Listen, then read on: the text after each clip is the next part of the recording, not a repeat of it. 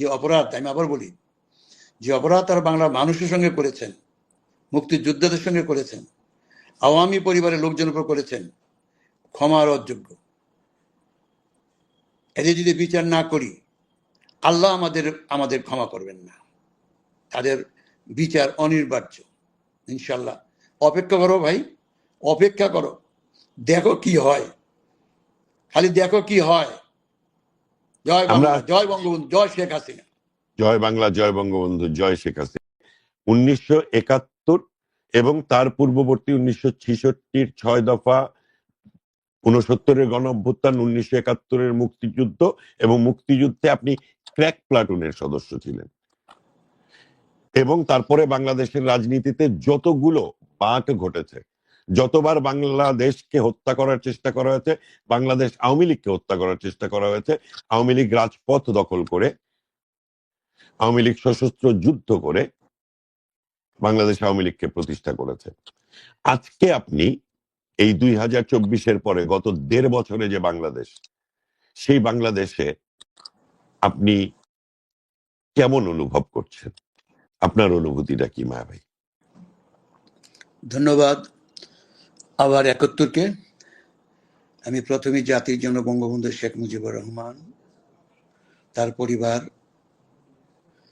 15ই আগস্টে যারা শাহাদাত বরণ করেছেন, 1971-এর বীর মুক্তিযোদ্ধা যারা শহীদ হয়েছেন দেশ মাতৃকাকে মুক্ত করার জন্য, 30 লক্ষ শহীদ, 2 লক্ষ মা বোন ইজ্জতের বিনিময়ে স্বাধীনতা যারা এনেছেন, তাদের প্রতি শ্রদ্ধা জানিয়ে আমি সংক্ষেপে কিছু কথা বলব। আমি প্রথমেই আবার 71-এর মাধ্যমে বাংলার মানুষকে বলতে চাই, জাতির জন্য বঙ্গবন্ধুর বাংলাদেশ এখন ভালো নেই।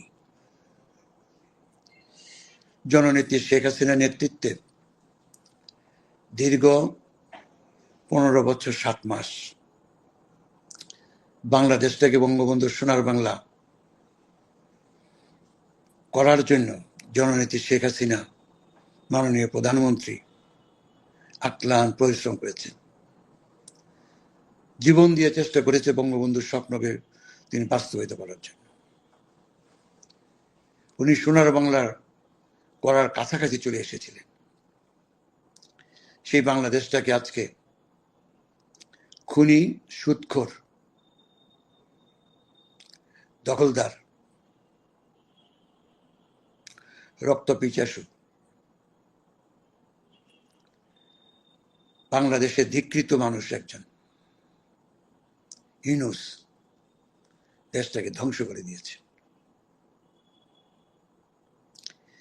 তিনি শুধু দেশটাকে ধ্বংস করে নাই, মুক্তিযুদ্ধের চেতনা, মুক্তিযোদ্ধাদের অপমান করা, মুক্তিযুদ্ধের গলায় জুতামালা পরানো,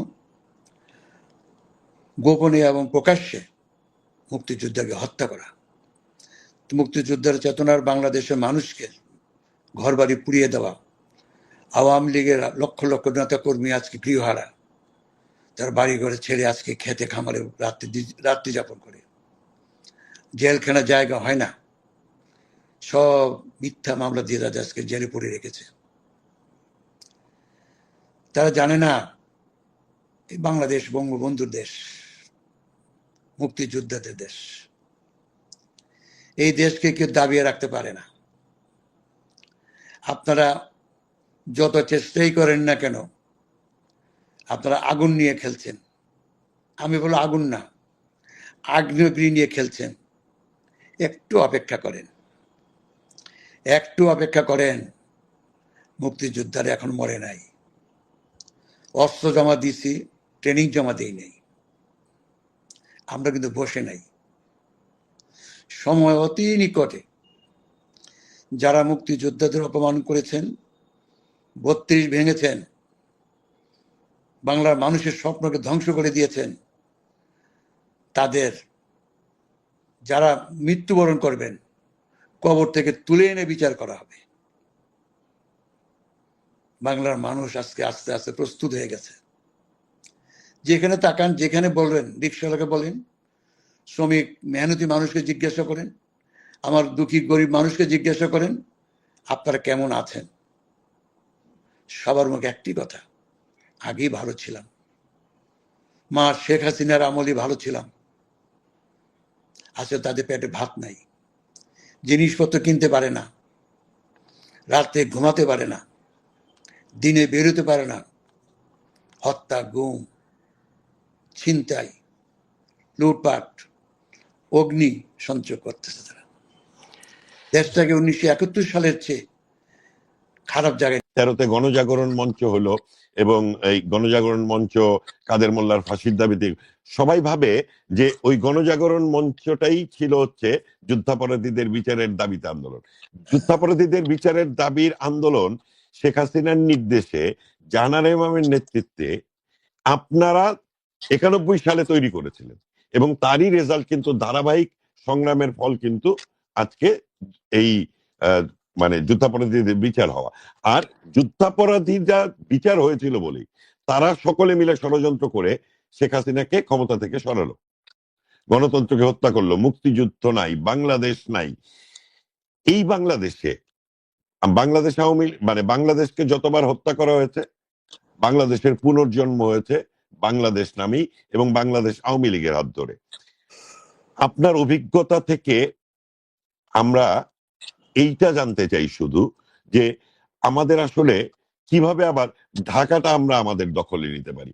কারণ আমরা জানি যে জুলাই আগস্টের যে মেটিকুলাস প্ল্যানের যে আন্দোলন, এটা কিন্তু বাংলাদেশের আর কোনো জেলাতে হয়নি, চট্টগ্রামে সহ খুলনাতে একটু, মূলত ঢাকা। ঢাকা আমাদের হাতে থাকলো না, ঢাকা ষড়যন্ত্রকারীদের হাতে গেল। সেই ঢাকাকে আমরা কিভাবে আবার ফিরিয়ে আনতে পারি, এবং ঢাকাকে দখল দিলেই কিন্তু বাংলাদেশ আওয়ামী লীগ আবার ফিরে আসবে, আবার আরেকটা যুদ্ধের মধ্য দিয়ে বাংলাদেশ মুক্ত হবে। এই ঢাকা ফেরানোর লড়াইটা আপনার অভিজ্ঞতা থেকে আপনি যদি একটু বলেন, এবং এটা দিয়ে আপনি আপনার কথা শেষ করেন, কারণ আগামীর প্রজন্ম এই স্ট্র্যাটেজিটা তাদেরকে জানা উচিত। আসলে যুদ্ধের সব স্ট্র্যাটেজি কিন্তু প্রকাশ্যে বলা ঠিক না, বলবো না, তবে ঘটবে। তবে এইটুকু বলতে পারি যে আজকে যে আওয়াজ হচ্ছে, আজকে যে আগুন হচ্ছে, মুক্তিযুদ্ধের সময় ট্র্যাক প্লাটুনের গেরিলারা যা করেছিল, আজকে কিন্তু বাংলাদেশের মাটিতে ছাত্রলীগের ছেলেরা, যুবলীগের ছেলেরা সেই গেরিলা কায়দায় কিন্তু তারা যুদ্ধ শুরু করে দিয়েছে। তাহলে কি আমরা ধরে নিব যে এটাও আরেকটা গেরিলা যুদ্ধ, আরেকটা মুক্তিযুদ্ধ? দেখেন, একটা যুদ্ধের কতগুলি দিক থাকে, একটার উপর নির্ভর করা কিন্তু ঠিক না। জনতার লড়াই, স্বৈরাচার বিরোধী দমন করার জন্য যা টেকনিক করার দরকার সেগুলি, পাশাপাশি আপনার কৌশলগত আপনার দিক নির্ণয় করতে হবে। শত্রুকে ঘায়েল করার জন্য, শত্রুকে শেষ করার জন্য যত রকম পদ্ধতির প্রয়োজন সবগুলিকে কিন্তু যুদ্ধের সময় প্রয়োগ করা। 7ই মার্চের ভাষণের তোমাদের যার যা কিছু আছে তাই নিয়ে শত্রুর মোকাবেলা করো, ঘরে ঘরে দুর্গ গড়ে তোলো। বঙ্গবন্ধুর এই অমর বাণী শুধু বাংলাদেশের বিশ্বে নিবৃত মানুষের জন্য প্রযোজ্য।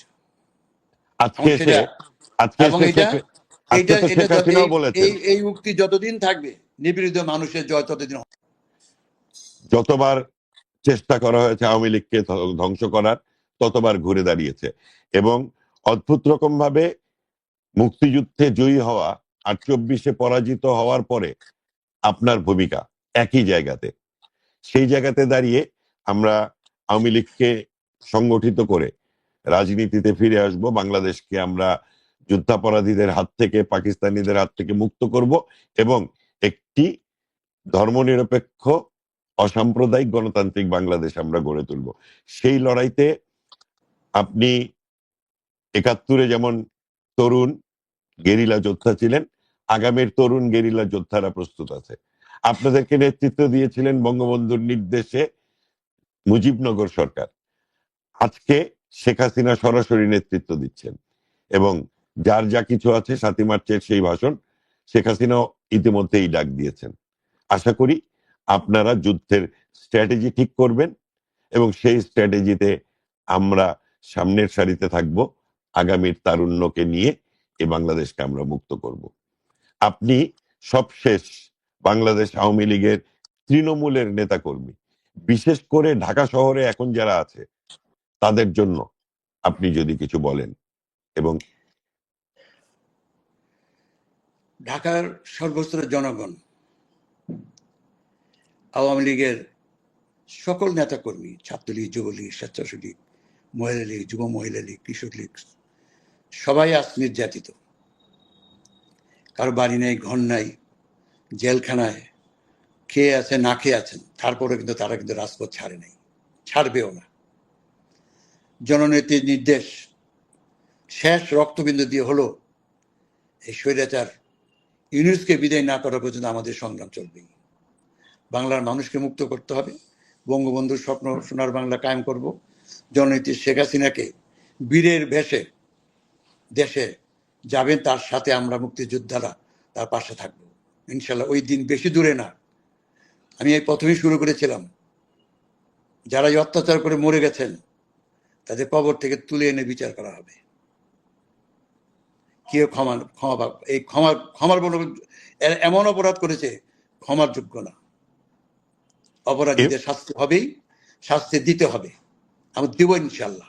৭১ মুক্তিযুদ্ধের পরে যে ভুল আমরা করেছিলাম, পরাজিত শক্তিকে সম্পূর্ণ নিধন করা হয়নি। আগামীর বাংলাদেশটাকে যদি আমরা ফিরে পাই, তাহলে পরাজিত শত্রুকে চিরতরে নির্মূল করেই আমরা বাংলাদেশটাকে পুনর্জন্ম দিব, এটি আমি আশা করি। বঙ্গবন্ধু তাদেরকে দয়া করেছেন, আর এইবার আমরা তাদের বিচার করব। যে অপরাধ, আমি আবার বলি, যে অপরাধ তারা বাংলার মানুষের সঙ্গে করেছেন, মুক্তিযোদ্ধাদের সঙ্গে করেছেন, আওয়ামী পরিবারের লোকজনের উপর করেছেন, ক্ষমার অযোগ্য। এদের যদি বিচার না করি, আল্লাহ আমাদের ক্ষমা করবেন না।